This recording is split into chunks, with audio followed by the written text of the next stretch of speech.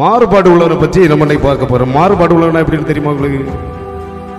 மாறுபாடானவன்னா, மாறுபாடு உள்ளவன் எப்படின்னு கேட்டீங்கன்னா, இப்போ ஒரு பொது ஸ்தலம் இருக்கும்.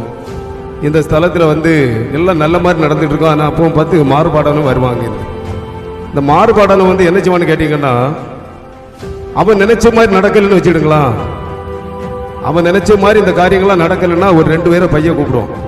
நீ வா, இங்க வா, உனக்கு சம்பவம் தெரியுமா? இது வந்து இப்படி இல்லை, பார்த்துக்க, அப்படியாக செய்யணும்.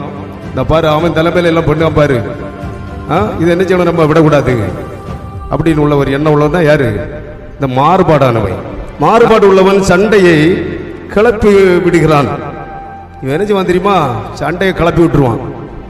இவன் கிளப்புறதுனால எத்தனை பேர் அதில் பாதிக்கப்படுவாங்க பாருங்க. நன்மைக்கு தீமை செய்கிறவன் எவனோ அவன் வீட்டை விட்டு தீமை என்ன செய்ய நீங்காதான்.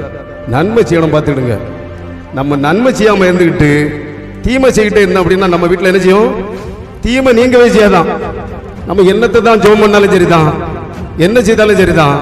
நம்ம நன்மை செய்தோம் அப்படின்னா நமக்கு எதிராக வந்தான் பார்த்தீங்களா, அவனே இன்னொரு ஆள்கிட்ட சொல்லுவான், இவன் நல்லவன், நாங்கள் இப்படியெல்லாம் செய்து போட்டோம், நாங்கள் இருந்துட்டோம், அன்னைக்கு வெற்றி வரைக்காண்டி செய்துட்டோம், இன்னைக்கு இப்படியெல்லாம் இருக்கு அப்படின்னு சொல்லுவோம். பார்த்துக்கிட்டு அதனால நம்ம வந்து ரொம்ப ஞானமாக நடக்கணும்.